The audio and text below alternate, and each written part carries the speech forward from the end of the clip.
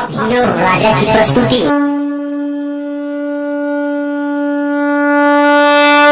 बोला बाबा महेंद्र नाथ की।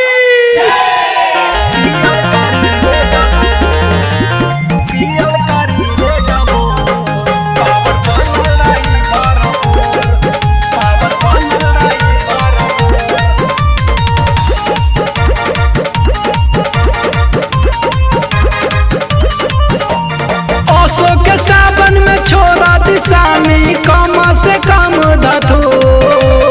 अशोक के सावन में छोड़ा दिशामी कम से कम धतू।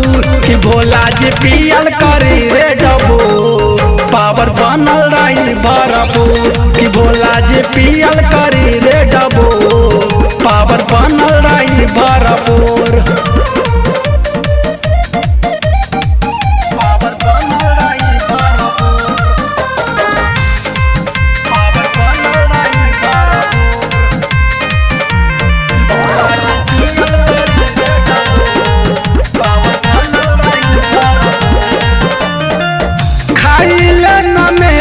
मिसरी दूध मलाई लोरिया चलावत मोरा बता कालाए।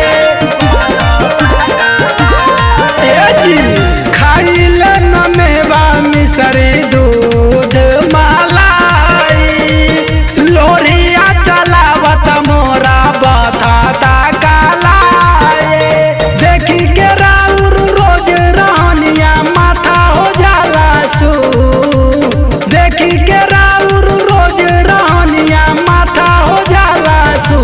कि भोला जी पियल करी रे डबू पावर बनल रही भरपूर। कि भोला जी पियल करी रे डबू पावर बनल रही भरपूर।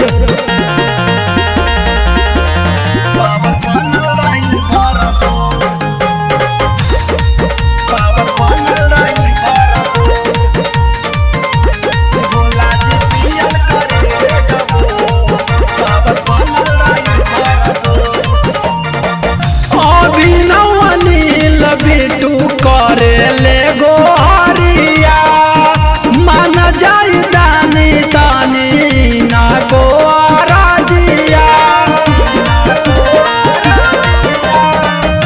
अभिनव चंदन बिटू करे ले गोहरिया मन जाई दानी तानी ना को राजिया।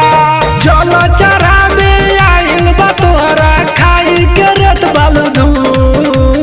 जल चरा में आइल बा तोहरा खाई के रेत बलधू। कि भोला जी पियल करी रे डबू पावर बनल रही भरपूर। कि भोला जी पियल करी रे डबू पावर बनल रही भरपूर। अशोक के सावन में छोड़ा दिशामी कम से कम धतूर। कि भोला जी पियल करी रे डबू पावर बनल रही भरपूर। कि भोला जी पियल करी रे डबू पावर बनल रही भरपूर।